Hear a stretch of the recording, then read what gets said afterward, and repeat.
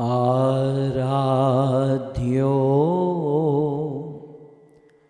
भगवान ब्रजेश तनय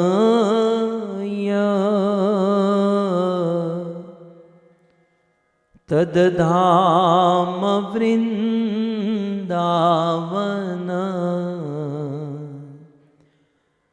रम्या काचिदुपासना ब्रजबधो वर्गेण या कल्पिता श्रीमद्भागवतं प्रमाणममलम्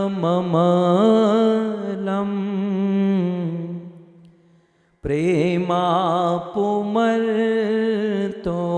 महान् श्री चैतन्य महाप्रभु मतमिदं तत्रादरो नः पर वंशी विभूषितकरा नवनीरदाभात्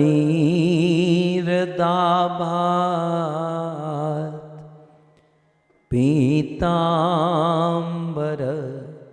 दरुणबिम्बफल दरोष्ठात् पूर्णेन्दुसुन्दरमुखात्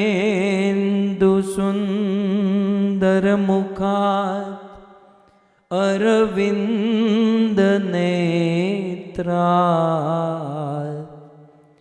कृष्णात् परं किमपि तत्व अहं न जाने करारविन्दे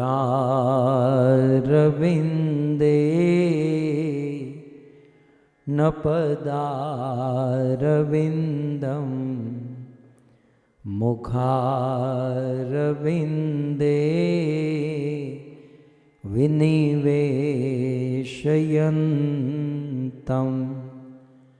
वटस्य पत्रस्य पुटे शयानं बालं मुकुन्दं मनसा स्मरामि। ॐ नमो भगवते वासुदेवाय।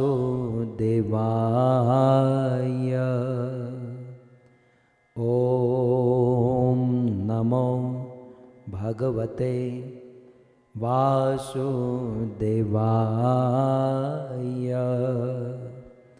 ॐ नमो भगवते वासुदेवाय।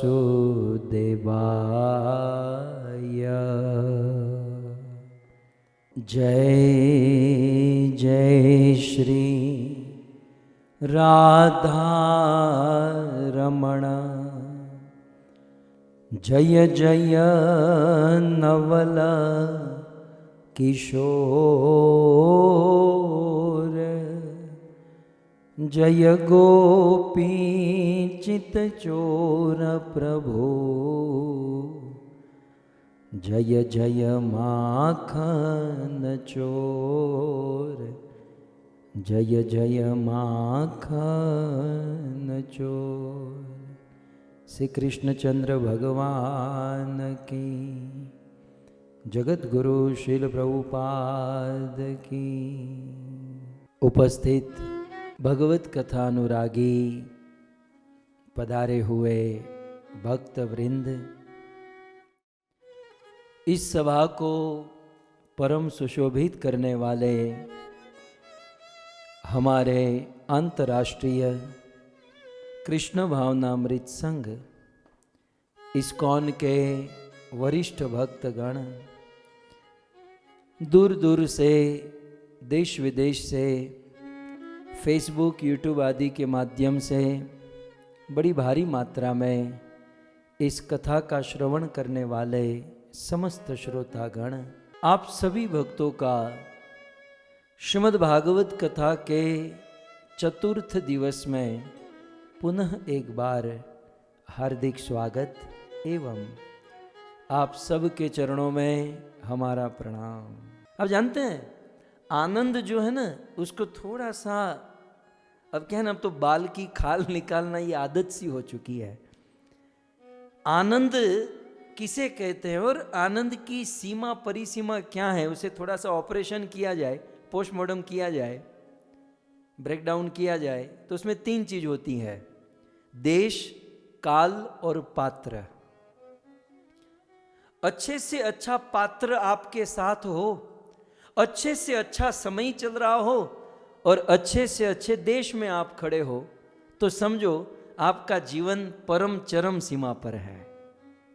तो मैं आज सुबह कह रहा था, देश, काल और पात्र, इस पर यदि हम विचार करें तो सबसे पहले काल जो है, अभी वर्तमान में जो काल चल रहा है, इससे उत्तम काल और क्या हो सकता है।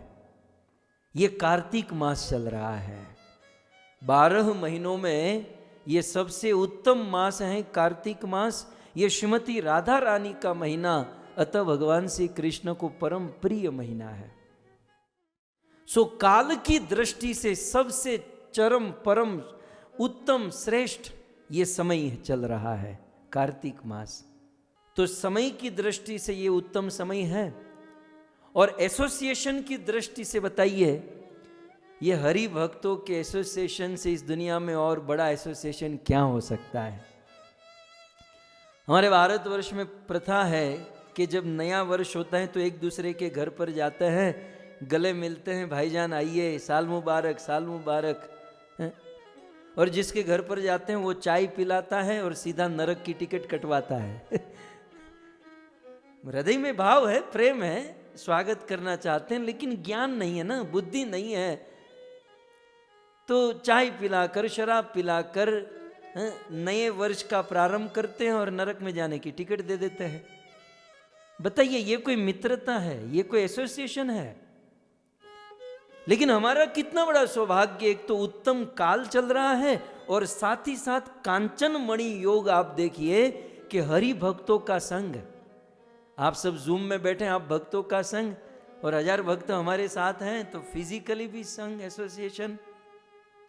तो उत्तम समय, उत्तम एसोसिएशन, देश, काल और काल उत्तम है, पात्र उत्तम है, और बचा देश। जिस देश में हम बैठे हैं ना अभी वर्तमान में, सबसे उत्तम स्थान। कभी कभी है ना, जब आदमी के पास बहुत पैसे बढ़ जाते ना, मधुसूदन प्रभु, तो आदमी सोचता है कि अब मैं कहाँ रहूँगा, क्योंकि पैसे की कोई कमी नहीं है, बंदा कहीं भी रह सकता है।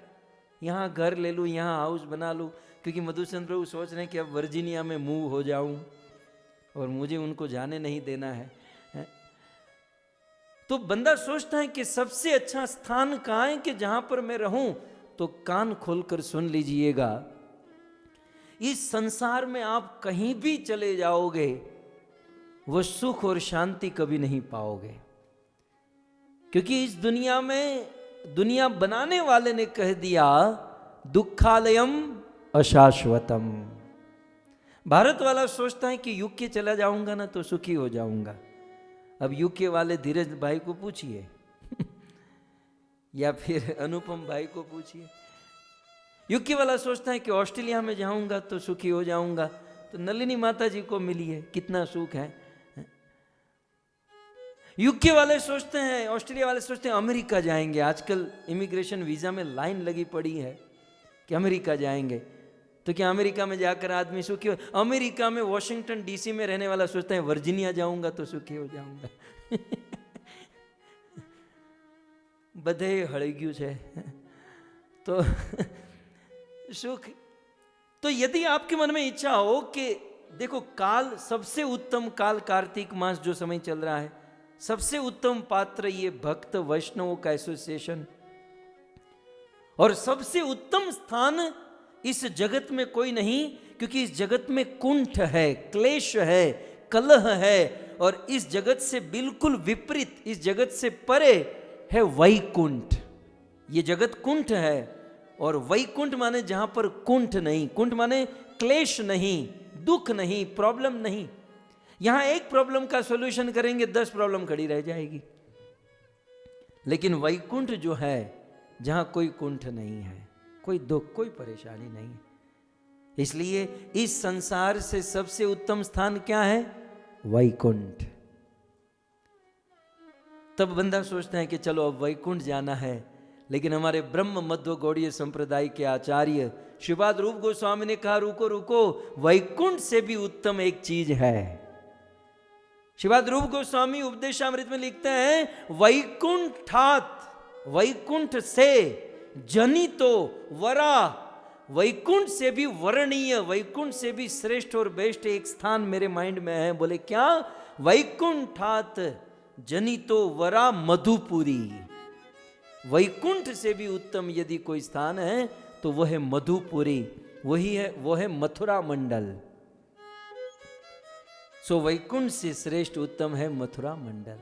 तो बंदा सोचता है चलो बोरिया बिस्तर बांधकर मथुरा में, तो बोले रुको रुको, मथुरा से भी एक चीज उत्तम है। बोले मथुरा से उत्तम क्या है? बोले मथुरा श्रेष्ठ है क्योंकि वहां कृष्ण का जन्म हुआ। लेकिन केवल कृष्ण का जन्म मथुरा में हुआ, लेकिन जन्म लेने के बाद कृष्ण की रास लीला जहां पर हुई ना, वो मथुरा से भी उत्तम है। वैकुंठात जनितो वरा मधुपुरी, लेकिन मधुपुरी से भी उत्तम है तत्रापि रासोत्सवाद वृंदावनम। मथुरा से भी उत्तम है ब्रज वृंदावन। तो बंदा सोचेगा चलो बोरिया बिस्तर बांधकर वृंदावन। बोले रुको रुको, वृंदावन से भी एक उत्तम स्थान है। बोले वृंदावन से भी उत्तम है? बोले हाँ। बोले वृंदावन में कृष्ण तो रहते थे, उससे भी उत्तम स्थान? बोले वृंदावन में कृष्ण केवल सोते थे। जैसे ही सुबह होती थी घर से निकल जाते थे, शाम को सोने के लिए आते थे। दिन भर तो कहाँ रहते थे? तो वृंदावन से कृष्ण उठकर जगकर वो गिरिराज गोवर्धन में चले जाते थे और दिन भर गोवर्धन की तलेटी में गैया चराते, गोप सखाओं के साथ खेल खेलते, गोपियों के साथ लीला करते। इसलिए वृंदावन से भी उत्तम है गिरिराज गोवर्धन। तब रूप गोस्वामी को कहा गया अब इससे आगे कुछ है तो बता दीजिए। तब रूप गोस्वामी कहते इससे आगे केवल एक चीज है कि गोवर्धन की तलेटी में गिरिराज गोवर्धन की आंख स्वरूप गोवर्धन में भी श्रेष्ठ हैं राधा कुंड और श्याम कुंड। दैट्स इट, इससे आगे कुछ नहीं है। इस दुनिया में, इस भूमंडल में सबसे श्रेष्ठ, बेस्ट, उत्तम स्थान गिरिराज गोवर्धन और गोवर्धन की तलेटी में राधा कुंड और श्याम कुंड। मैं आपको ये कह रहा था कि हम लोगों का जो सौभाग्य है वो देवताओं का, ब्रह्मा का भी नहीं है। क्यों? क्योंकि आज सबसे उत्तम समय कार्तिक मास, दूसरा आज हमारे पास सबसे उत्तम एसोसिएशन, इतने सारे भक्त देश विदेश के डिवोटी जूम प्लेटफॉर्म पर और फिजिकली यहाँ पर मेरे साथ हैं। और तीसरा आज सबसे उत्तम स्थान पर हम बैठे हैं और वो है गिरिराज गोवर्धन की तलेटी। इससे अच्छा नया वर्ष सेलिब्रेशन, न्यू ईयर सेलिब्रेशन इससे अच्छा कहीं नहीं हो सकता। हम लोग ने अनेकों दिवाली मनाई तो केवल दिवालिया हुआ, फटाके फोड़े, धुआं हुआ। वास्तव में असली दिवाली जो है ना, यहाँ ब्रज में मनाई जा रही है। असली नया वर्ष यहाँ प्रारंभ हो रहा है। दुनिया से दूर, संसार से दूर, हरि भक्तों के साथ हरि लीला में आविष्ट होकर। तो मेरे मन में है कि आज नव वर्ष के दिन हमें क्या करना चाहिए। सबसे बड़ी महिमा है गिरिराज गोवर्धन की परिक्रमा। स्वयं भगवान श्री कृष्ण ने ये रूल या फिर ये एक्टिविटी शुरू की है। हम सोचते ना, हम जब कॉलेज में थे तो बस एक ही शब्द चलता था, न्यू ईयर का क्या प्लान है, क्रिसमस का क्या प्लान चल रहा है, न्यू ईयर क्या करेंगे। देखो पाश्चात्य संस्कृति तो बड़ी विकृत हो चुकी है, शराब पीकर, मांस खाकर और बिल्कुल तमोगुण में रहकर अपना पुराना ईयर बिताते हैं और नए वर्ष में प्रवेश करते हैं। लेकिन स्वयं साक्षात भगवान श्री कृष्ण ने ये प्रथा शुरू की है कि नव वर्ष का प्रारंभ गिरिराज गोवर्धन की परिक्रमा से होना चाहिए, क्योंकि जब गिरिराज जी की परिक्रमा करते हैं तो भक्ति के सारे साधन संपन्न होते हैं। और दूसरा, हम वैष्णवों के लिए हमारी भौतिक और आध्यात्मिक इच्छा को पूर्ण करने वाला तत्व गिरिराज गोवर्धन है। इसलिए हमें रोज गिरिराज गोवर्धन को याद करना चाहिए। जब भगवान की जय ध्वनि बोलते हैं ना, तो गिरिराज धरण की, गिरिराज महाराज की जय बोलनी चाहिए। गिरिराज गोवर्धन के 3 नाम मुख्य रूप से हैं। एक है गिरिराज, इसे श्रत श्रृंग भी कहते हैं। शत श्रृंग, श्रृंग माने सिंह, शत माने 100, जिन पर 100 चोटियां है इसलिए शत श्रृंग कहते हैं। गोवर्धन भी कहते हैं, गिरिराज भी कहते हैं, और हमारे आचार्यों ने इसे ब्रज तिलक भी कहा। गिरिराज गोवर्धन ब्रज का तिलक है। यह गोवर्धन और कुछ नहीं, गिरिराज गोवर्धन स्वयं भगवान श्री कृष्ण के हृदय का टुकड़ा है। ये उस समय की बात है जब भगवान अपने गौलोक वृंदावन अपने धाम में स्थित हैं। श्रीमती राधा रानी प्रकट हो चुकी, उनके साथ लीला कर रहे हैं, और लीला में आनंद तो है लेकिन जो होना चाहिए वो नहीं है। भगवान श्री कृष्ण के मन में इच्छा हुई कि कोई अच्छा गोवर्धन, कोई अच्छा पर्वत हो, उसकी तलेटी में हम लोग कुछ लीला करें, कुछ लुका छिपी खेले। कृष्ण के मन में ऐसी इच्छा हुई तो चिन्मयी धाम, चिन्मयी भगवान का स्वरूप स्मरण करने मात्र से, ऐसा पुराणों में लिखा है कि भगवान श्री कृष्ण के हृदय से एक टुकड़ा बाहर निकल गया, प्रकाशमान एक छोटा सा टुकड़ा निकला और धीरे धीरे धीरे धीरे बढ़ता गया।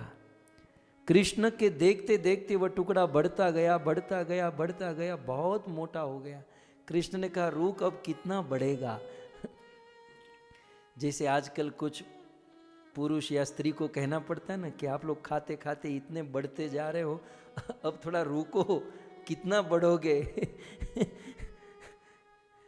तो यहाँ पर गिरिराज जी बढ़ते गए तो कृष्ण ने कहा, अब कितना बढ़ेगा, अब रुक।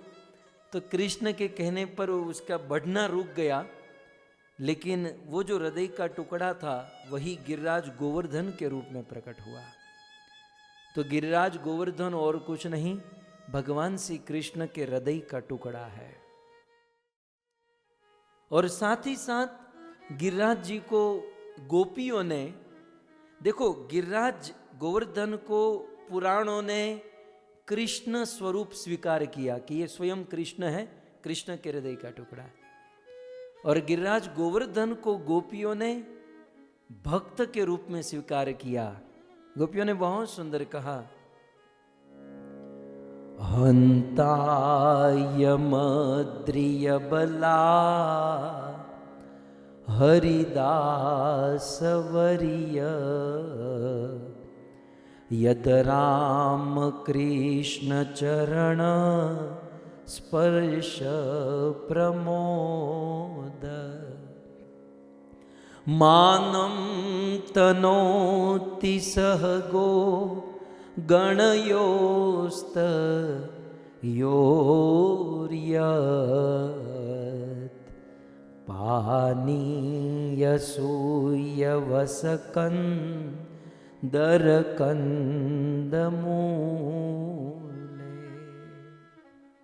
गोपियों ने कहा, हंताय मद्रिय बला हरिदास वरिय। ये गिरिराज गोवर्धन कौन है? ये गिरिराज गोवर्धन हरिदास वरिय, हरि के दासों में वर्य माने सबसे श्रेष्ठ, सबसे उत्तम है। सो गिरिराज गोवर्धन हरि का दास है। और हरि, आप कहोगे कैसे, ये कुछ समझ में नहीं आता। श्री चैतन्य महाप्रभु ने एक तत्व दिया। देखो, गौड़ीय फिलोसॉफी जैसी फिलोसॉफी आपको कहीं नहीं मिलेगी। अब ये तत्व, ये सिद्धांत तो महाप्रभु का अपना स्वयं सिद्धांत है। महाप्रभु कहते हैं अचिंत्य भेदा भेद तत्व। शास्त्र की कुछ ऐसी वस्तुएं हैं, कुछ तत्व ऐसे हैं जो अचिंत्य है। अचिंत्य माने हमारे चिंतन, हमारे मन और बुद्धि से परे, जहां हमारा मन और बुद्धि काम नहीं कर सकती। और भेदा भेद, भेद भी है अभेद भी है। भेदा भेद माने गिरिराज गोवर्धन स्वयं कृष्ण भी है और कृष्ण नहीं होकर कृष्ण के शुद्ध भक्त भी है। अचिंत्य भेदा भेद। इस प्रकार से गिरिराज गोवर्धन स्वयं भगवान का स्वरूप होकर भगवान की शुद्ध भक्ति में लग गए। भक्त मैं इसलिए सुना रहा हूं क्योंकि नव वर्ष, नूतन वर्ष के दिन गिरिराज गोवर्धन का स्मरण और उनकी परिक्रमा का विधान स्वयं भगवान कृष्ण ने प्रारंभ किया है। और इसी से हमारी सारी मनोकामना पूर्ण हो। आप लोगों की तो कोई कामना है ही नहीं ना। आप तो सब निष्काम, अकाम, मुक्त काम, बस सब संसार से परे खफा खफा रहते हैं। लेकिन हम जैसे लोगों की बहुत कामना है, इसलिए हमें गिरिराज गोवर्धन की बड़ी इच्छा और आवश्यकता है। इसलिए गिरिराज जी को हम रोज याद करते हैं और करना चाहिए। आइए आज भगवान कृष्ण की प्रणाली, किस प्रकार से ये प्रणाली शुरू हुई ये भी समझ लीजिए। अब क्या हुआ, ये गिरिराज तो भगवान के धाम में है, नित्य धाम, नित्य गौलोक, नित्य वृंदावन में गिरिराज जी विराजमान और लीलाएं चल रही हैं। लेकिन वो गिरिराज जी धरती पर कैसे आए? यहां पर जो ब्रज में गिरिराज है, गोवर्धन है, वो ओरिजिनल गोवर्धन यहां पर है, तो वो धरती पर कैसे आए? तब ब्रह्म वैवर्त और गर्ग संहिता जैसे ग्रंथों में यह कथा बड़े विस्तार से बताई गई है। एक दिन भगवान श्री कृष्ण के मन में इच्छा हुई कि अब धरती पर जाना पड़ेगा, क्योंकि दुनिया के लोग ऐसे समझेंगे नहीं, मैं स्वयं जाऊंगा और सुंदर सुंदर लीलाएं करूंगा, तब जाकर लोगों का मन मुझ में लगेगा, मेरी भक्ति करेंगे। लेकिन कृष्ण ने सोचा कि मुझे दुनिया को प्रेम देने के लिए जाना है और राधा रानी के बिना मेरा प्रेम पूरा नहीं हो सकता, इसलिए राधा को धरती पर ले जाना जरूरी है। कृष्ण ने कहा कि राधे, हमें इस गोलोक धाम से नीचे धरती पर जाना है, तो आप मेरे साथ चलोगी? राधा रानी ने सीधा मना कर दिया, आपको जाना जाओ, मैं नहीं जाऊंगी। धरती पर कहीं जाने जैसी चीज है? वहां लोग दुखी दुखी रहते हैं, इतना धूल धुआं खाने के लिए कौन जाएगा? आप जाओ, आपको जाना है। तो जब मैंने शास्त्र में ये पढ़ा, ये श्लोक में लिखा है, मैं सोचूं कि राधा ने ऐसा क्यों कहा? क्योंकि राधा तो कृष्ण की परछाई है, एक जान दो देह है। और कृष्ण कहे कि आप मेरे साथ चलोगी और राधा रानी मना करती हैं। राधा को जाना तो था, लेकिन राधा रानी बड़ी कृपालु है, बड़ी दयालु है। राधा रानी हम लोगों के लिए सोच रही है कि हमारे प्रभु जा रहे हैं तो ये दुनिया वालों का कुछ कल्याण करूं, दुनिया वालों का कुछ उद्धार करूं। इसलिए जाना तो चाहती थी, लेकिन एक शर्त रखी, कृष्ण मैं तुम्हारे साथ चलूंगी, लेकिन मेरी एक शर्त है। बोले बोलो क्या शर्त है? बोले कृष्ण, यत्र वृंदावनम नास्ति न यत्र यमुना नदी, यत्र गोवर्धनम नास्ति तत्र मेन मनः सुखः। हे कृष्ण, जहाँ पर वृंदावन नहीं है, जहाँ यमुना नहीं है और जहाँ गिरिराज गोवर्धन नहीं है, वहाँ पर मेरा मन नहीं लगता है। यदि ये वृंदावन, यमुना और गोवर्धन धरती पर आप उसे उतारोगे, ये तीनों हमारे साथ चलेंगे, तो मैं आपके साथ चल सकती हूं। देखो राधा रानी की कितनी कृपा, वो हम लोगों के लिए, वो ऊपर जो नित्य धाम में वृंदावन, यमुना और गोवर्धन था, उसे नीचे उतारने का जिक्र किया। बोले ये तीन नीचे आएंगे तो ही मैं आऊंगी। राधा तो वैसे भी आ सकती थी, लेकिन जीवों के ऊपर करुणा और कल्याण के लिए उन्होंने ये शर्त रखी। कृष्ण ने कहा ठीक है, मैं ये तीनों को नीचे उतार दूं तो आप आओगी? बोले तो आओगी। तब भगवान श्री कृष्ण ने सबसे पहले वृंदावन को धरती पर उतारा, फिर यमुना नदी को धरती पर उतारी, और फिर गिरिराज गोवर्धन को धरती पर उतारा गया। नित्य धाम गोलोक वृंदावन से गिरिराज गोवर्धन जब धरती पर आए तो ब्रज में नहीं आए। उनका जन्म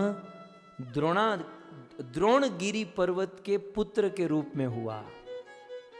हिमालय की तलेटी में, कंदरा में जो सारे पर्वत है, तो वहां पर जैसे हिमालय, विंध्याचल, वैसे द्रोणाचल एक पर्वत है, और द्रोणाचल पर्वत के पुत्र के रूप में ये गिरिराज का जन्म हुआ। और ऐसी कथा है पुराणों में कि एक बार अगस्त्य ऋषि, जिसे कुंभज ऋषि भी कहते हैं, अगस्त्य ऋषि द्रोणाचल पर्वत के वहां अतिथि बनकर गए, और उस समय अपने घर पर आए हुए अतिथि अगस्त्य जी का द्रोणाचल पर्वत ने बहुत सुंदर स्वागत किया। आज मैं सुबह कह रहा था, कुसुम सरोवर प्रवचन था, मैं कह रहा था कि हम जिस देश में रहते हैं ना, इस देश में अचल पर्वत भी घर पर आए हुए अतिथि का स्वागत करते हैं, और हम लोग सचल होकर भी अतिथि को देखकर भाग जाते हैं। अरे बाप रे, इतने सारे लोग, भागो भागो यहां से। भक्तों, ये हमारे देश की गरिमा है। यद्यपि अब मुझे इस पॉइंट में जाना नहीं है, लेकिन क्या करें, कभी कभी दिल में बहुत दुख दर्द होता है। हमारा देश अतिथियों का स्वागत करना ही सीखा है।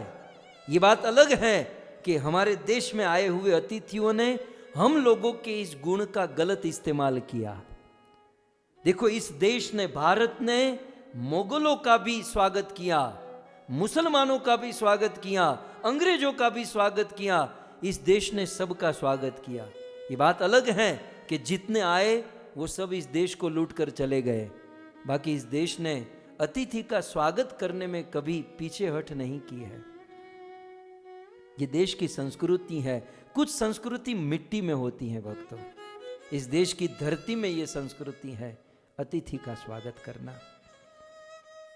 एक द्रोणाचल पर्वत ने अगस्त्य ऋषि का स्वागत किया, और इतना स्वागत किया कि अगस्त्य ऋषि इंप्रेस हो गए, क्योंकि द्रोणाचल ने अपने बेटे को उनकी सेवा में लगा। गिरिराज उनका बेटा था, बोले इनकी सेवा में लग जाओ, और बहुत अच्छे से सेवा की। 10 दिन रुके, और जब वापस लौट रहे थे तो दोनों हाथ जोड़कर द्रोणाचल ने कहा कि महाराज, कुछ त्रुटि रह गई तो क्षमा कीजिएगा, लेकिन हम आपकी विशेष क्या सेवा कर सकते हैं। अब इतना कहना था, अगस्त्य ऋषि ने कहा कि आपका ये बेटा जो है ना, बहुत बढ़िया है, बहुत अच्छी सेवा करता है, आपका बेटा ही डोनेशन में दे दो। अब ऐसा भी कोई मांगता है, लेकिन मना तो नहीं कर सकते हैं। बोले ठीक है, मेरा बेटा यदि चाहे तो आप उसे ले जा सकते हैं।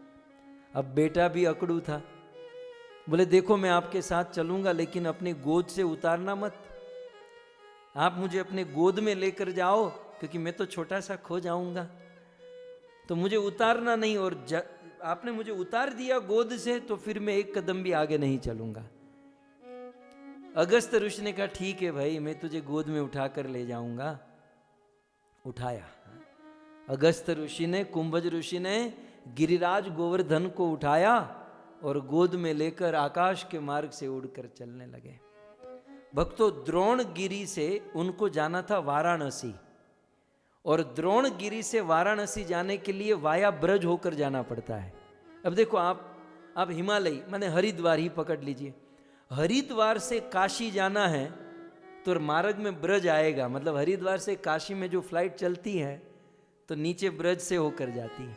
तो ये आकाश के मार्ग से जा रहे थे, तो द्रोणगिरी से आकाश के मार्ग से जा रहे थे अगस्त्य ऋषि, गिरिराज को अपने गोद में लेकर, हाथों में लेकर आकाश के मार्ग से जा रहे थे। तब तक गिरिराज ने क्या देखा, ब्रज में नीचे, हम लोग फ्लाइट में देखते ना मैं एक दिन करुण केशव को कह रहा था, मैं पहली बार फ्लाइट में बैठा ना, तो मेरा ये गर्दन दर्द करने लगी थी। बोले क्यों?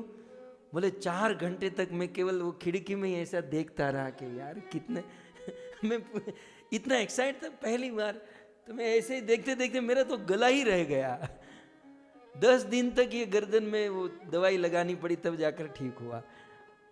तो ऐसा होता है कि आदमी जब पहली बार उड़ता है तो देखता है नीचे सब। तो पहली बार द्रोणाचार्य उठाकर अगस्त ऋषि गिरिराज को उठाकर ले जा रहे थे, तो वो देख रहे थे नीचे। तो निकले द्रोणगिरी से और बीच में ब्रज आया, और उस समय वृंदावन प्रकट हो चुका था, उस समय यमुना प्रकट हो चुकी थी, और गिरिराज को वह गोलोक वृंदावन का स्मरण होने लगा, भगवान श्री कृष्ण की लीला का स्मरण होने लगा। और इतना कृष्ण लीला में आविष्ट हो गए, इतना कृष्ण लीला का स्मरण होने लगा। ऐसा लिखा है पुराणों में, कृष्ण लीला का स्मरण होने से गिरिराज का वजन बढ़ गया। जब कृष्ण लीला का स्मरण बढ़ता है तो वजन बढ़ जाता है। सही बात है ना, कि भक्ति में आप देखिए, हम जब भक्ति में आए उसके पहले का फोटो देखिए और भक्ति में आने के बाद वाला फोटो देखिए, ऑलमोस्ट डबल होगा। ऑलमोस्ट वेट जो है ना 1.5 गुना 2 गुना बढ़ गया होगा, क्योंकि वो आप लोग भक्ति इतनी करते हैं ना, स्मरण का ये प्रभाव होता है कि बढ़ता है। खैर, तो गिरिराज का ब्रज का स्मरण होने लगा, वेट बढ़ गया, इतना वजन बढ़ा। आप लोग यात्रा करते होंगे ना, तो जब यात्रा में बैग उठाते हैं, उठाते उठाते जब थक जाते हैं तो फिर क्या करते हैं, थोड़ी देर रेस्ट कर लेते हैं। तो यहां पर अगस्त ऋषि को इतना वजन बढ़ गया गिरिराज का, थक गए तो फ्लाइट को लैंड करना पड़ा, वो नीचे उतरे और गिरिराज को थोड़ी देर बाजू में रखे, थोड़ा रेस्ट कर लिए, और फिर से गिरिराज को उठाने गए तो गिरिराज जी ने मना कर दिया। बोले मैंने वादा क्या किया था, शर्त क्या थी कि आपको मुझे छोड़ना नहीं है।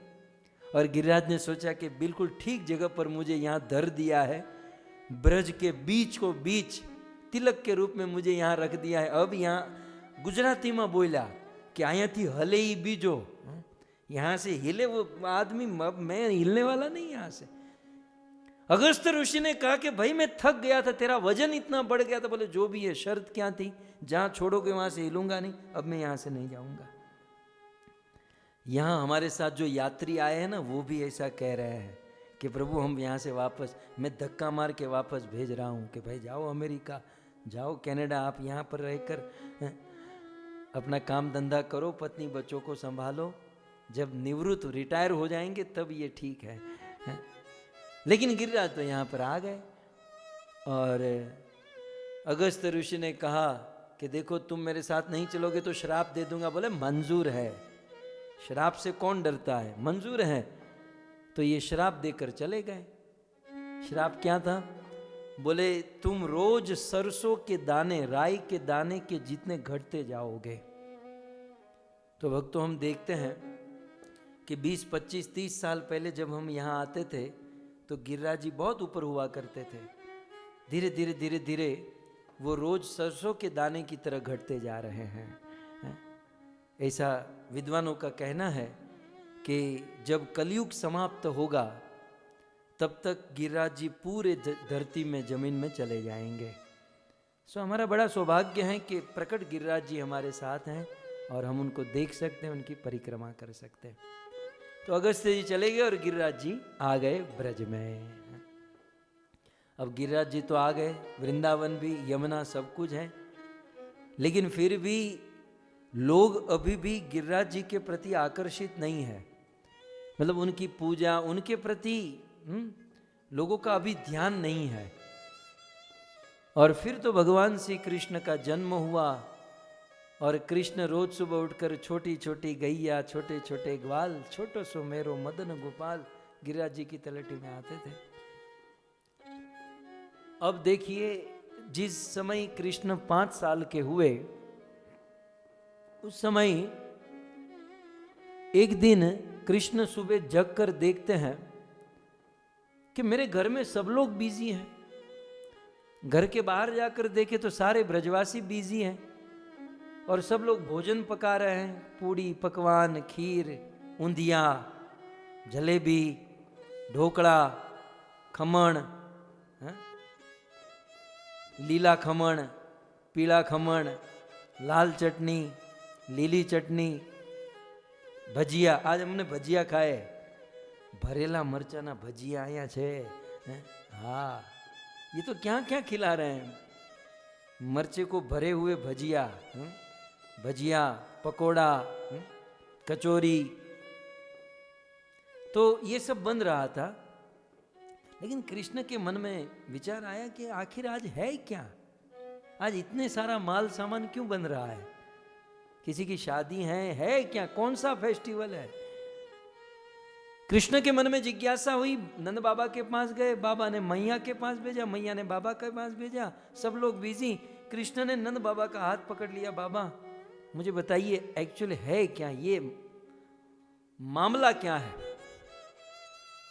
नंद बाबा ने कहा देखो कृष्ण, हमें डिस्टर्ब मत करो, संक्षिप्त में इतना समझो कि हमारी परंपरा, हमारे पिताजी, उनके पिताजी, उनके पिताजी, ये रूढ़ी चली आ रही है कि सारे ब्रजवासी दिवाली के दूसरे दिन माने कि नव वर्ष, नए वर्ष का प्रारंभ इंद्र की पूजा से करते हैं.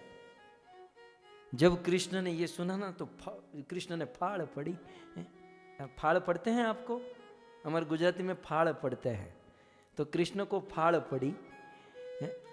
तो कृष्ण सोचे कि लो, आगे चलकर अर्जुन को मुझे कहना है कि सर्वधर्मान परित्यज्य माम एकम शरणम व्रज. ये अर्जुन मेरी शरण में आओ, अहम सर्वस्य प्रभो, मैं ही भगवान, मैं ही ईश्वर, मैं ही सुप्रीम. आगे चलकर दुनिया को प्रीचिंग करना है और घर वाले ही किसी और की भक्ति कर रहे हैं. ये क्या हुआ कि घर वाले किसी और के वहां लगे और दुनिया को प्रचार करूंगा, मेरी भक्ति करो. देखो ये कृष्ण कॉन्शियसनेस का जो प्रीचिंग है, मुझे मेरे घर से ही शुरू करना चाहिए, ऐसा भगवान श्री कृष्ण ने सोचा. तो कृष्ण अब उपदेश देने लगे. अब कृष्ण का उपदेश तो उपदेश होता है ना. कृष्ण की बात, दुनिया में ऐसा कौन पैदा हुआ है जो कृष्ण की बातों में ना आ जाए. मधुर या गिरा वल्गु वाक्य, गोपियों ने यही कहा कृष्ण बाकी सब तो ठीक है, लेकिन हमें आपकी वो मधुर वाणी याद आ रही है. कृष्ण आपके विरह में आपने जो हमारे साथ चर्चाएं की है ना, वो आपकी चर्चा हमको याद, हमको मार रही है. आप प्रकट होइए और हमारे साथ फिर से वो चर्चा कीजिए. कृष्ण सुंदर मधुर तोतली भाषा में नंद बाबा को समझाने लगे और धीरे धीरे सब एकत्रित होने. जब आदमी उल्टा प्रवचन करता है ना तो सबको बहुत मजा आता है. देखो मैं ऐसा प्रवचन करूं, कृष्ण भगवान है तो इतने लोग हैं, कल से ऐसा नया शुरू करूं ना, कृष्ण भगवान है ही नहीं. ये राम कृष्ण कोई भगवान है, आओ मैं तुम्हें कुछ नया दिखाता हूं, तब तो यहाँ 10 गुना लोग आ जाएंगे. उल्टी बातें सबको पसंद होती है. तो कृष्ण जब ऐसा कहने लगे कि इंद्र की पूजा मत करो, तो 500 लोग एक साथ आ गए. अच्छा क्या क्या बोल रहे हो तुम. बोले इंद्र कोई पूजा करने लायक है. बोले क्यों इंद्र की पूजा न करें. कृष्ण ने कहा देखो, आप लोग इंद्र की पूजा इसलिए कर रहे हो कि वो वर्षा देंगे, फिर घास उगेगा, गाय घास खाएगी, आपको दूध मिलेगा. ये वर्षा करना इंद्र की कृपा नहीं है. कृष्ण कहते हैं ये बारिश बरसाना इंद्र की कोई कृपा नहीं है, उसकी जॉब है, इसकी ड्यूटी है. जैसे आप बैंक में जाते हो और बैंक में वो कैशियर होता है, वो आपको पैसे देता है, तो वो कृपा थोड़ी कर रहा है, वो तो आपका बैलेंस जो है वही तो आपको दे रहा है. यदि आपका बैंक ये कैसे आपको सीधा समझ में आ जाता है. आओ બધું તમને बहुत हम जल्दी समझाई जाए. बैंक में हमारा बैलेंस है तो बैंक वालों को हमको पैसा देना ही होगा. ये कोई कृपा नहीं कर रहे हैं, ये हमारा हक है कि हमारा पैसा बैंक में बैलेंस है तो कैशियर को देना ही पड़ेगा. ठीक उसी प्रकार कृष्ण ने नंद बाबा और ब्रजवासियों को कहा कि आप लोगों के भाग्य में यदि वर्षा लिखी है तो इंद्र को पूजा करने की जरूरत नहीं, उसकी ड्यूटी है, उसको बारिश करनी ही पड़ेगी यदि आपके भाग्य में लिखा है. सो कर्मण मेवाधिकारस्ते मां फलेषु कदाचन. ये अलग से इंद्र की पूजा, ये कोई तमाशा करने की जरूरत नहीं है. नंद बाबा कहते हैं तो फिर किसकी पूजा करें? हम तो सदियों से यही करते आए हैं, किसकी पूजा? कृष्ण ने कहा कि पूजा करनी ही है तो तुम्हारा बाप गोवर्धन की पूजा, हम गुजराती भी साथ में कृष्ण बोलते हैं, तो तुम्हारा बाप गोवर्धन की पूजा करो। जानते हो गोवर्धन, गोवर्धन क्या चीज है? साक्षात भगवान है। गोवर्धन के कारण आपको एक्स्ट्रा वर्षा मिल रही है, एक्स्ट्रा घास ये सब मिल रहा है।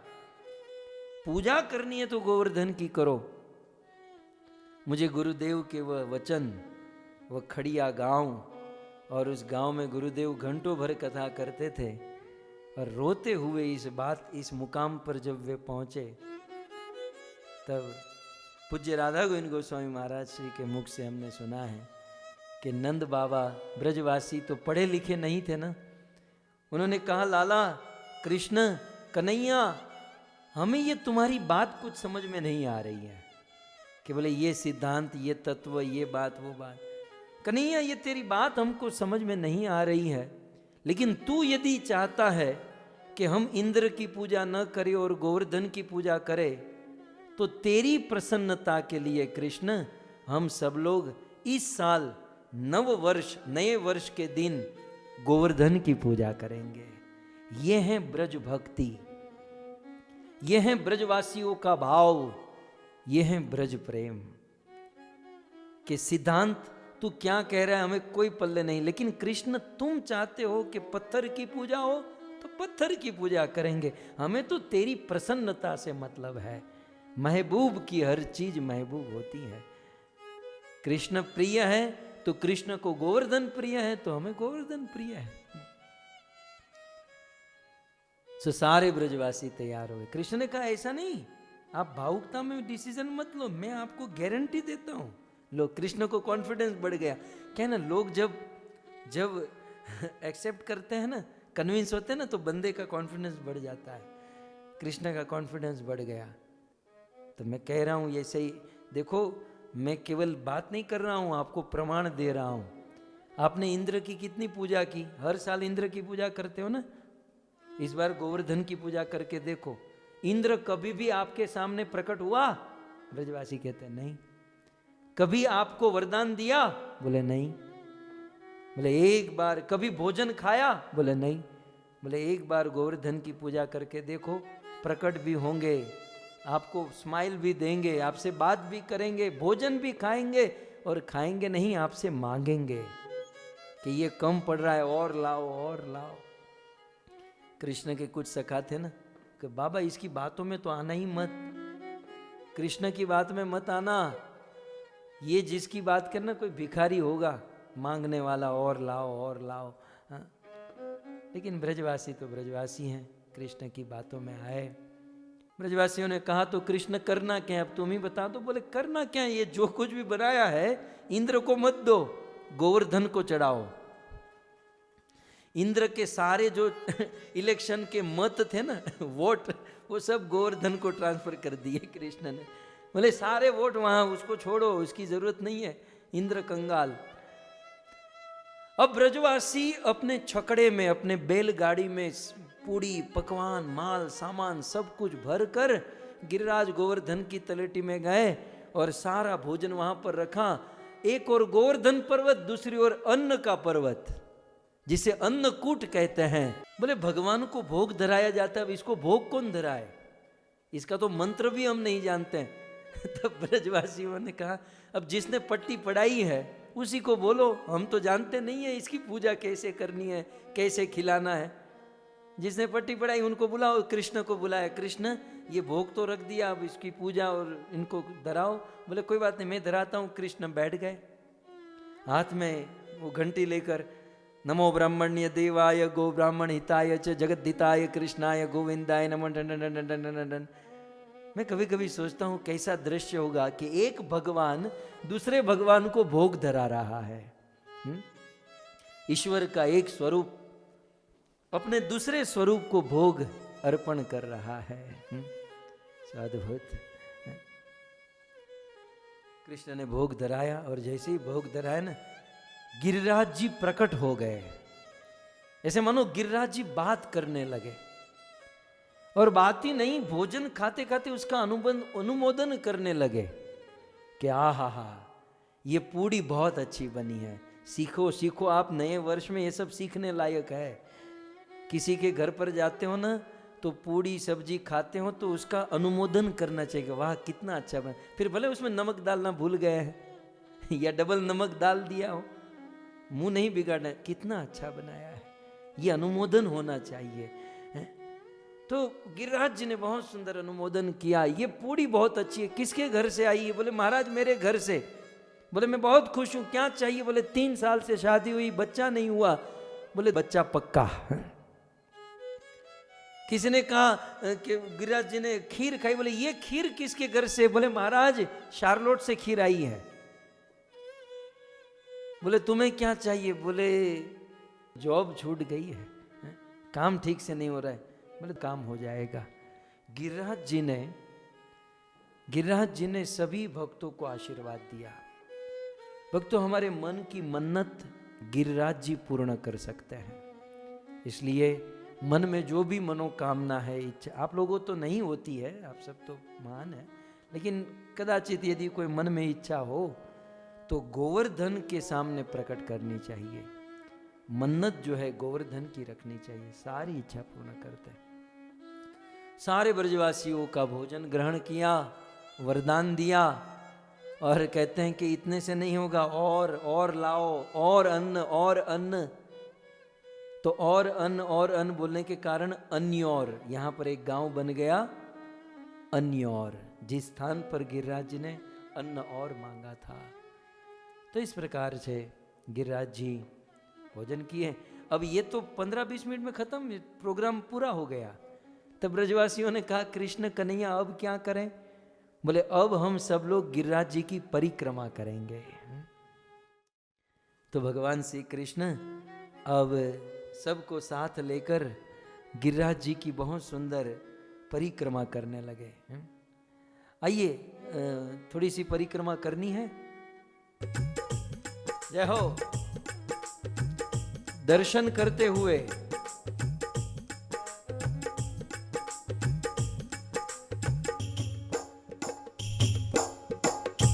मैं तो गोवर्धन को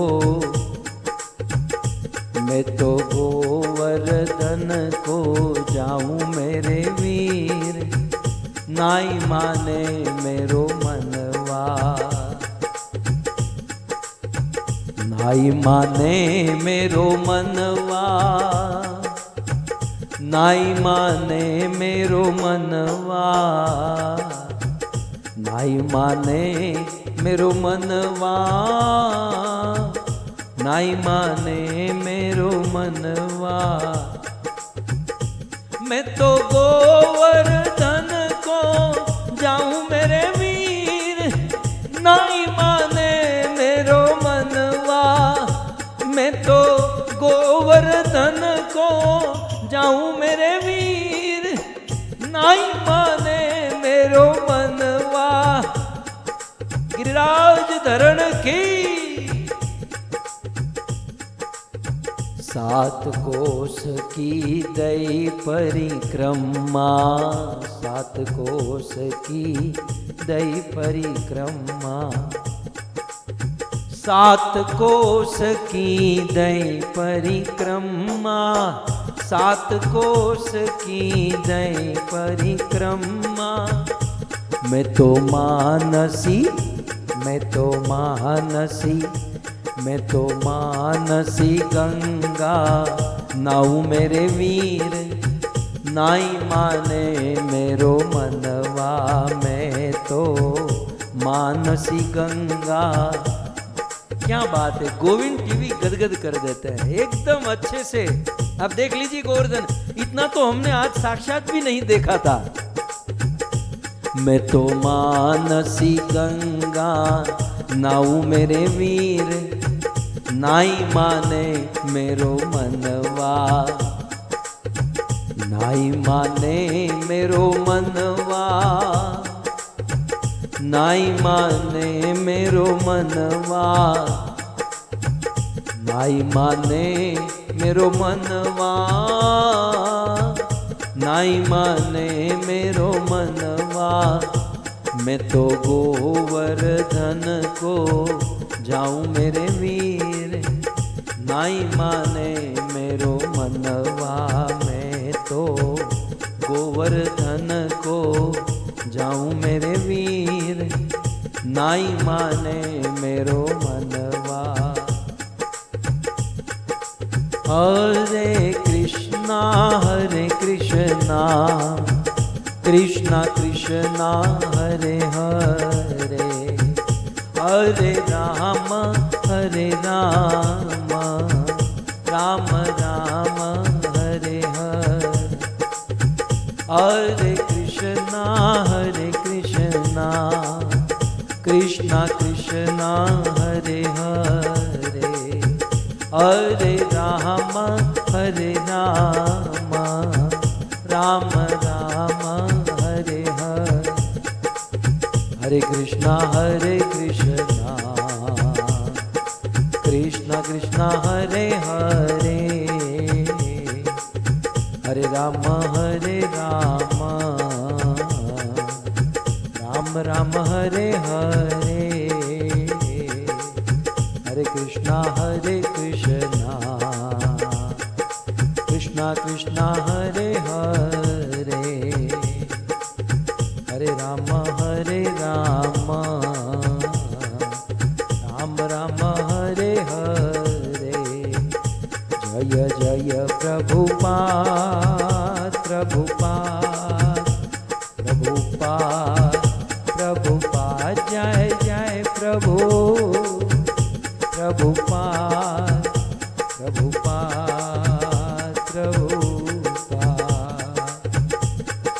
श्री गिरिराज महाराज की, श्री गिरिराज धरण की, श्री गोवर्धन लीला की, निताई गौर प्रेमानंदे। सो इस प्रकार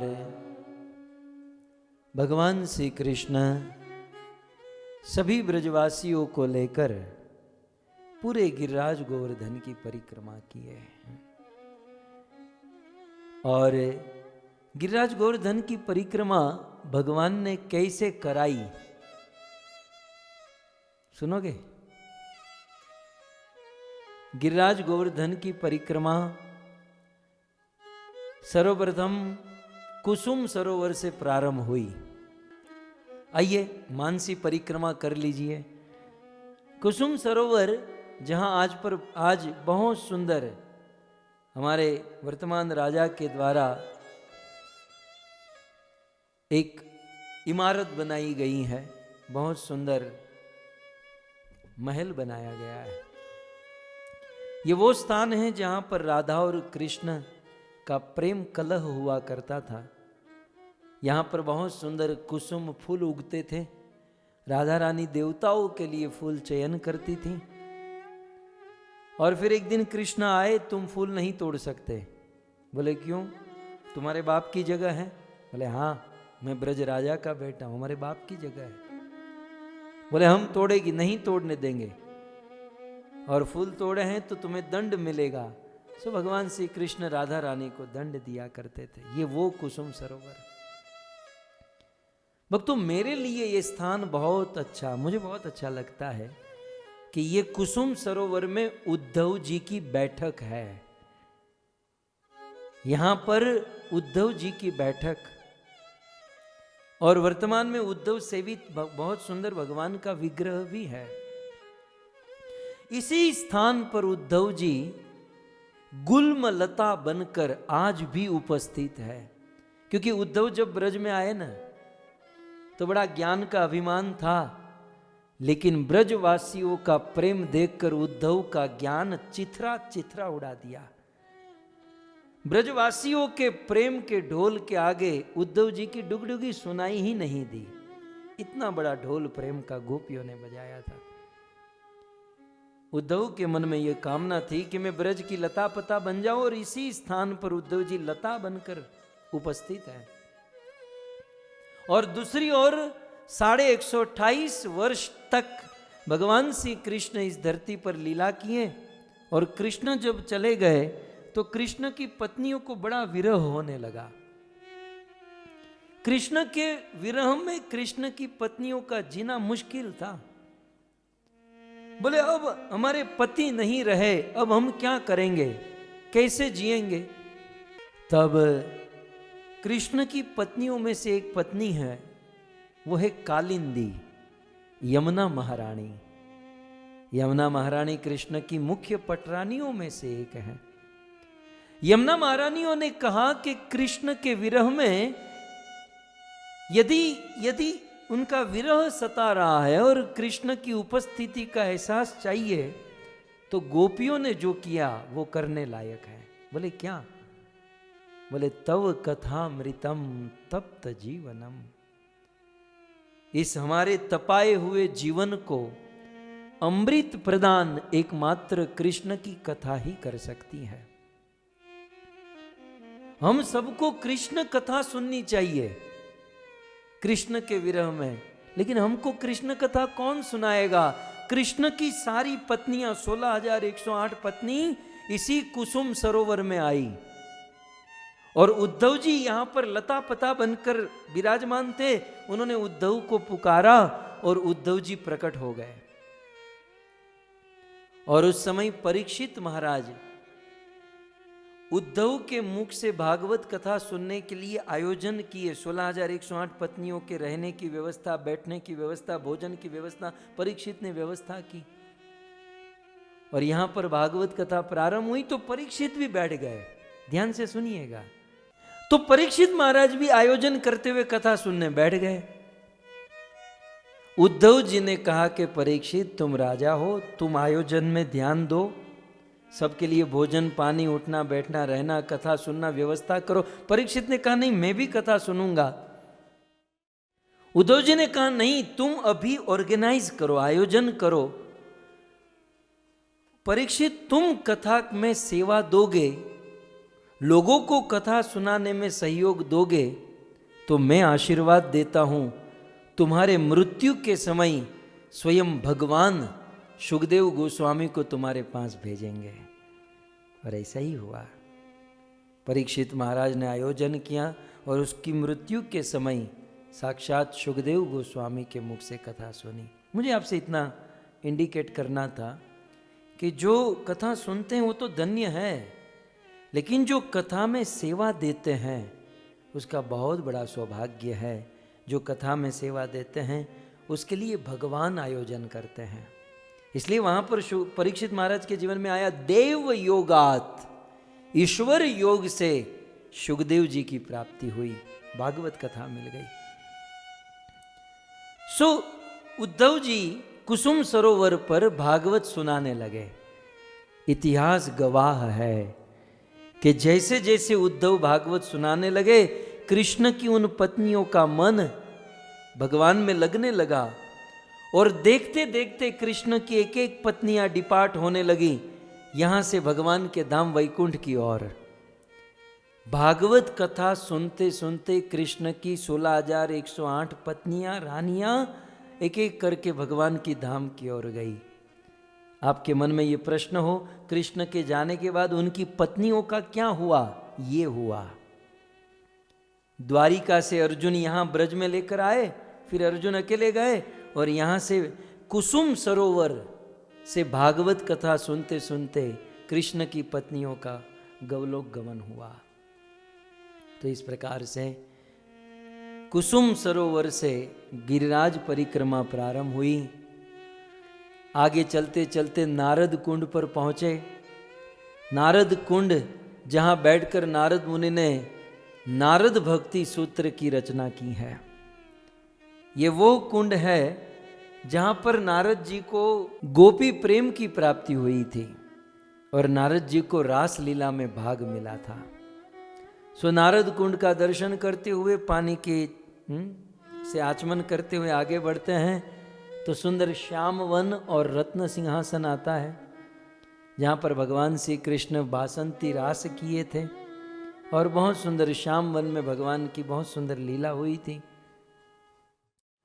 यहाँ पर लीला करते हुए भगवान श्री कृष्ण गोपियों के बीच में से अदृश्य हुए और कृष्ण ने सोचा कि मैं विष्णु रूप लेकर गोपियों के सामने जाऊं, देखता हूं क्या होता है। विष्णु रूप में गए ना तो गोपियों ने कहा कि प्रभु आपने हमारे कृष्ण को देखा? तो भगवान विष्णु चतुर्भुज में थे। कहा कृष्ण को, गोपियों ने पूछा कि कृष्ण को देखा? बोले मैं विष्णु हूं, मुझसे कोई लेना देना नहीं। बोले आपसे कोई लेना देना नहीं है, हमको कृष्ण चाहिए। तो ऐसी लीलाएं गिरिराज की तलेटी में हुई। ये दर्शन करते हुए, श्याम वन का दर्शन करते हुए आगे बढ़े तो बहुत सुंदर स्थान है मानसी गंगा। ये मानसी गंगा का प्राकट्य नव वर्ष के दिन हुआ था। नूतन वर्ष के दिन भगवान ने इस मानसी गंगा का प्राकट्य किया था। वत्सासुर का वध करने के बाद गोपों ने सुझाव दिया कि कृष्ण को गंगा स्नान करके पवित्र होना चाहिए। कृष्ण ने सोचा ब्रज छोड़ के कहाँ जाऊंगा, माँ गंगा को ही ब्रज में प्रकट कर दिया और उनमें स्नान कर लिया। तो और उनका नाम हो गया मानसी गंगा। कृष्ण ने अपने मन से गंगा को प्रकट किया, इसलिए मानसी गंगा स्नान हो गया। एक दिन नंद और यशोदा सोचे कि अब बुढ़ापा आ गया, जीवन का कोई भरोसा नहीं, भारत के तीर्थों में भ्रमण कर लेते हैं। कृष्ण ने सोचा सारे तीर्थ मेरे चरणों में है और मेरे बूढ़े माँ बाबा कहाँ कहाँ घूमेंगे। बोले बाबा आपको कहीं जाने की जरूरत नहीं, मानसी गंगा में स्नान कर लो, सारे तीर्थ आ जाएंगे। बोले नहीं, हमें तो सारे तीर्थों की कृपा लेनी। बोले सारे तीर्थ यहाँ पर है। हम बोले हम कैसे विश्वास करें।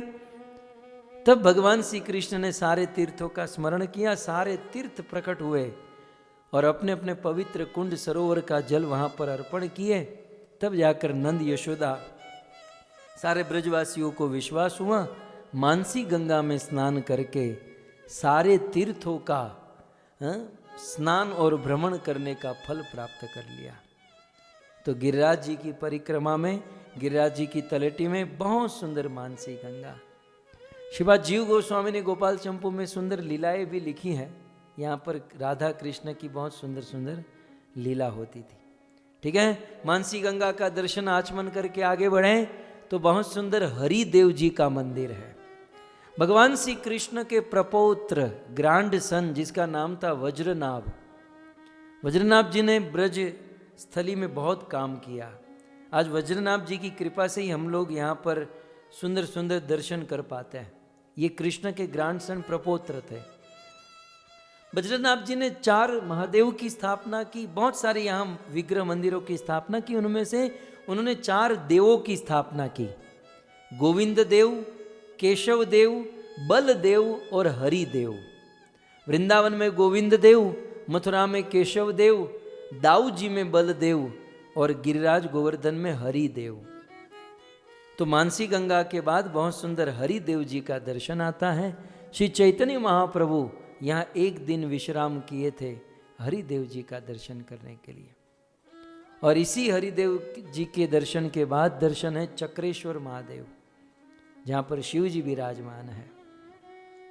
फिर इसके बाद बहुत सुंदर एक ब्रह्म कुंड है और ब्रह्म कुंड का दर्शन करते हुए आगे बढ़ेंगे तो बहुत सुंदर दान घाटी आती है।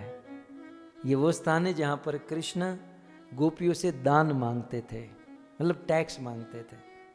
सो दान घाटी का दर्शन करते हुए आगे बढ़ें तो हमारे इस्कॉन के द्वारा बहुत सुंदर भक्ति वेदांत आश्रम का निर्माण हुआ है, जहाँ तमाल कृष्ण महाराज जी की समाधि भी है। उनका दर्शन करते हुए, मत्था टिकाते हुए आप सब आगे बढ़िए। मैं आपको नव वर्ष की परिक्रमा करा रहा हूँ, जो हम कर चुके हैं, लेकिन आप बाकी रह गए हैं इसलिए। फिर और आगे बढ़े तो परिक्रमा से हटकर एक गांव है परसोली या पैठा, यहाँ पर भी बहुत सुंदर भगवान श्री कृष्ण की लीला होती है। फिर और आगे बढ़े तो अनियोर, अभी जो आपने कथा सुनी ना, कृष्ण ने अन्न मांगा था और अन्न, तो अनियोर गांव है। तत्पश्चात एक बहुत सुंदर, अब क्या ना, अब हम गोवर्धन के निकट चले जाते हैं। अब अंतिम पड़ाव तक, अब तक रोड पर चलना था, गोवर्धन से दूर चलना था। अब ऐसा मार्ग आता है कि बस गोवर्धन के निकट चले जाते हैं, गोवर्धन को देखते देखते चलना है। और उसमें प्रथम दर्शन आता है गोविंद कुंड। ये वो कुंड है जहाँ पर कृष्ण का अपराध इंद्र से हुआ और अपने अपराध का क्षमन करने के लिए सुरभि गाय को लेकर आए और अनेक सरोवर कुंडों से उन्होंने अभिषेक किया और उससे कुंड का निर्माण हुआ और इंद्र ने कृष्ण का अभिषेक करते हुए नामोच्चारण किया और दिया गोविंद नाम और बन गया गोविंद कुंड। तो इस प्रकार से गोविंद कुंड, इसी गोविंद कुंड के पास माधवेंद्रपुरी रहा करते थे। और एक दिन माधवेंद्रपुरी को स्मरण आया, भगवान ने स्वप्न दिया कि यवनों के भय से, वज्रनाभ जी ने मेरा निर्माण किया था लेकिन यवनों के भय से मुझे भूमि में छुपा दिया गया है, लेकिन अब यवनों का कोई भय नहीं है, मुझ गोपाल को यहाँ से बाहर निकालो और मेरी स्थापना करो। माधवेंद्रपुरी गांव के ब्रजवासियों को बुलाए और जिस स्थान पर कहा था वहां पर खड्डा करवाए और भूमि में से सुंदर गोपाल जी का विग्रह प्राप्त हुआ। आज नाथ द्वारा में जो हम श्रीनाथ जी कहते हैं ना, वो श्रीनाथ जी गोपाल जी हमारे संप्रदाय के माधवेंद्रपुरी को प्राप्त हुए थे। कहाँ पर? गोविंद कुंड से, गिरिराज गोवर्धन की तलहटी से। और फिर माधवेंद्रपुरी के द्वारा गोपाल जी की स्थापना हुई। खेलते थे गोपाल जी माधवेंद्रपुरी के साथ, बहुत सुंदर लीला आती है। एक दिन गोपाल जी ने कहा कि माधवेंद्र, गर्मी की मौसम आ रही है और मुझे बहुत गर्मी लगती है, तुम एक काम करो, मुझ पर चंदन लगाओ, और ऐसा वैसा चंदन नहीं, मलई पर्वत मलई गिरी का चंदन लगाओ। माधवेंद्रपुरी स्वयं चलकर मलई गिरी गए और फिर वो कथा थी ना, रेमुणा गांव में खीर चोर गोपीनाथ, खीर चुराई, ये सारी बातें हैं। तो माधवेंद्रपुरी ने गोपाल जी श्रीनाथ जी का प्राकट्य किया और फिर श्रीपाद वल्लभाचार्य के संप्रदाय के सेवकों के द्वारा ये सेवा आगे बढ़ी और फिर इस विग्रह को नाथ द्वारा ले जाया गया। लेकिन उनका प्राकट्य स्थान है गोविंद कुंड।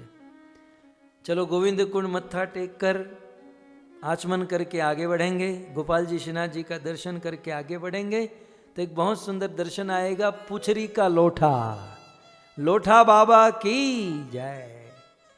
तो ये लोठा जो है ना, कृष्ण का मित्र है। ऐसा कहते हैं कि कृष्ण के 8 सखा थे, उन 8 सखाओं में ये मुख्य सखा थे लोठा। लोठा माने थोड़ा शरीर इसका थोड़ा मोटा था, मोटा लोठा है? तो इसको पूंछरी का लोठा इसलिए कहते हैं क्योंकि ये गोवर्धन की पूंछ के पास बैठा है, खड़ा है। कृष्ण जब व्रत छोड़कर गए तो लोठे को कहे कि तुम यहीं पर खड़े रहो, मैं बहुत जल्द आऊँगा। तो कृष्ण का मित्र ये लोठा बाबा यहीं पर खड़ा रह गया, कृष्ण आए नहीं तो अब तक खड़े हैं। तो ऐसा कहा जाता है कि जब गिरिराज जी की परिक्रमा करते हैं तो ये कृष्ण का जो मित्र है लोठा, ये अटेंडेंस बुक लेकर खड़ा है। जब तक यहाँ पर हमारी अटेंडेंस नहीं देंगे ये परिक्रमा पूर्ण नहीं मानी जाएगी। तो पुछरी के लोठे पर दर्शन कीजिए, मत्था टेकिए, बेल बजाइए, जो भी दान दक्षिणा करनी है करके फिर यहाँ से हम आगे बढ़ेंगे। फिर आगे बहुत सुंदर श्याम ढकान, अप्सरा कुंड, राघव पंडित की गुफा, कदम्ब वन और फिर जतिपुर स्थान आता है। जतिपुर माने यतिपुर, यति माने सन्यासी।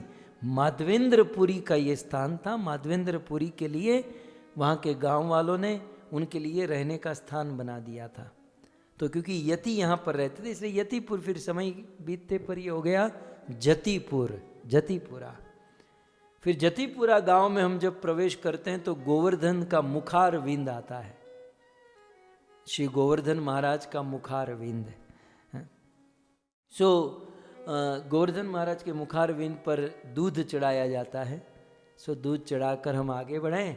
सखी स्थली चंद्रावली का गांव सखी स्थली आता है और फिर चलते चलते आगे बढ़े तो उद्धव कुंड है। उद्धव कुंड जहाँ पर उद्धव जी विराजमान है, ठीक कुसुम सरोवर के पीछे उद्धव जी लता गुल्म बनने की कामना किए थे।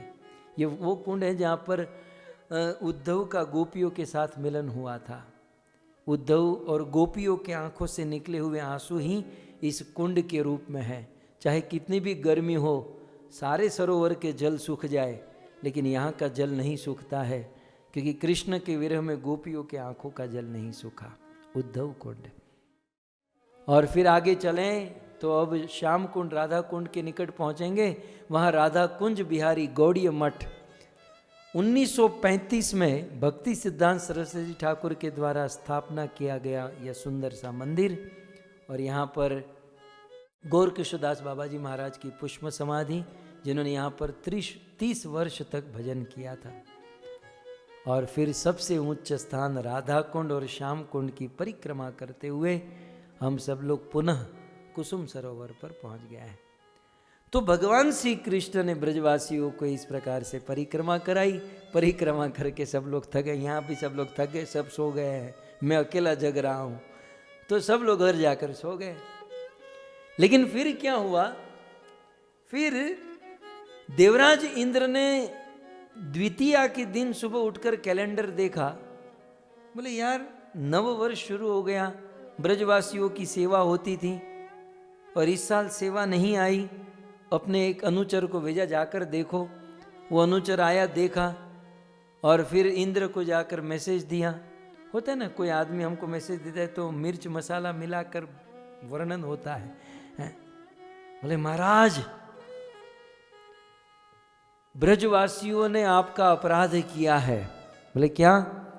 बोले एक 5 साल के बच्चे के कहने पर आपकी पूजा न करके पत्थर की पूजा करने लगे।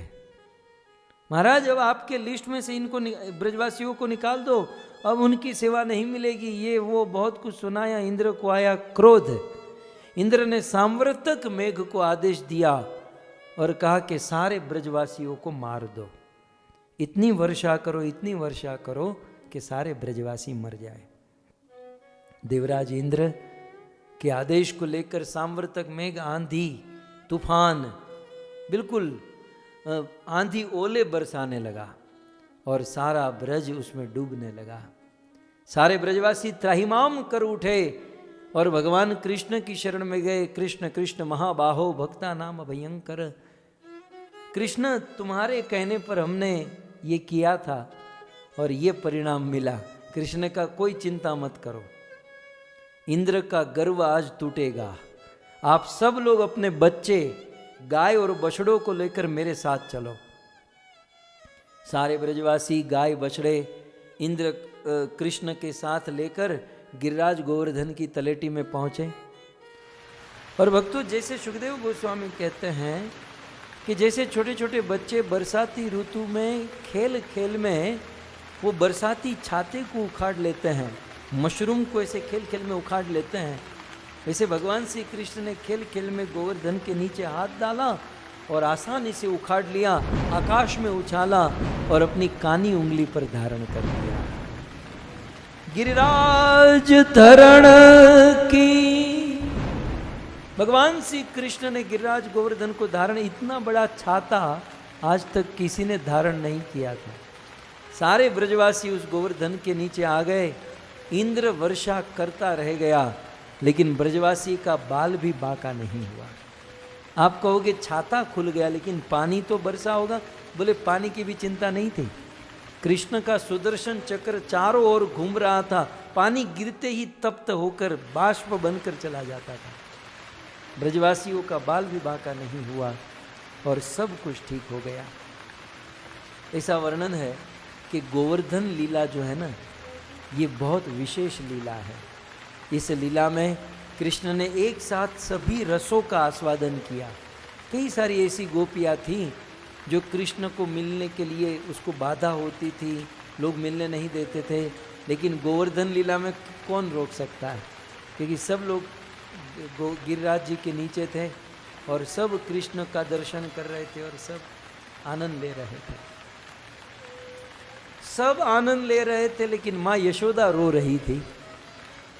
यशोदा क्यों रो रही थी? बोले मेरा लड़का बिना खाए पिए 7 दिन 7 रात छाता लेकर खड़ा है और तुम लोगों को दया नहीं आ रही है कि ये बच्चा सोया नहीं है, खाया पिया कुछ नहीं है और तुम लोग ऐसे ही खड़े हो।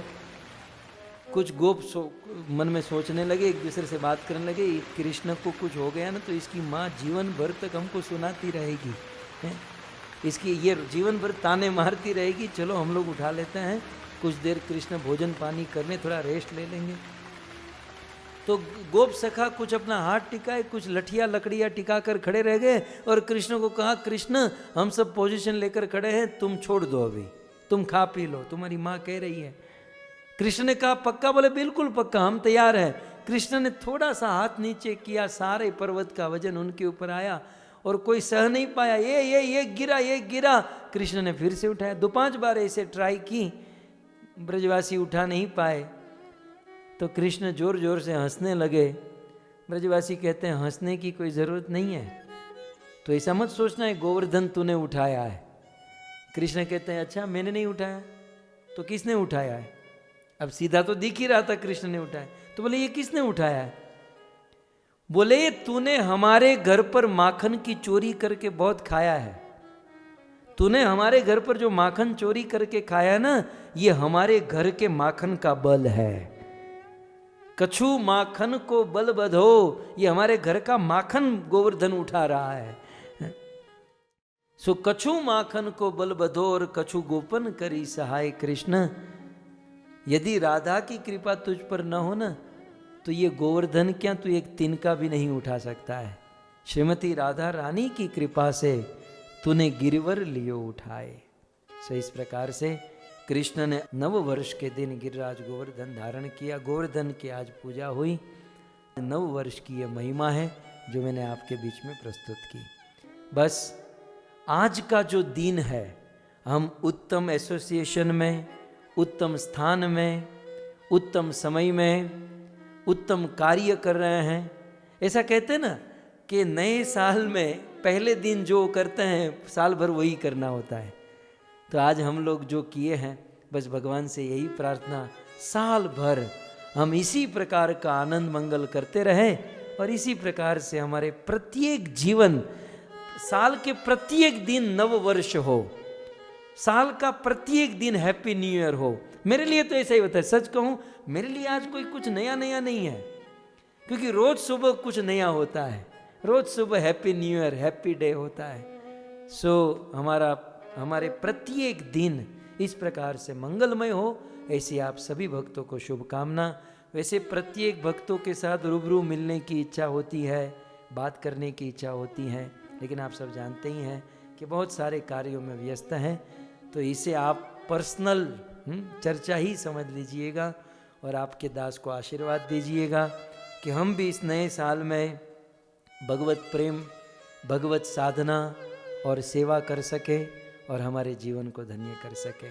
आप सभी भक्तों का भूरी भूरी धन्यवाद। आइए जय जयकार के साथ हम आज के सत्र को विराम करें। ग्रंथराज श्रीमद् भागवतम महापुराण की, श्री कृष्णचंद्र भगवान की, जगत गुरु श्रील प्रभुपाद की, निताई गौर प्रेमानंदे। जय जय श्री राधे, जय जय श्री राधे, जय जय श्री राधे श्याम।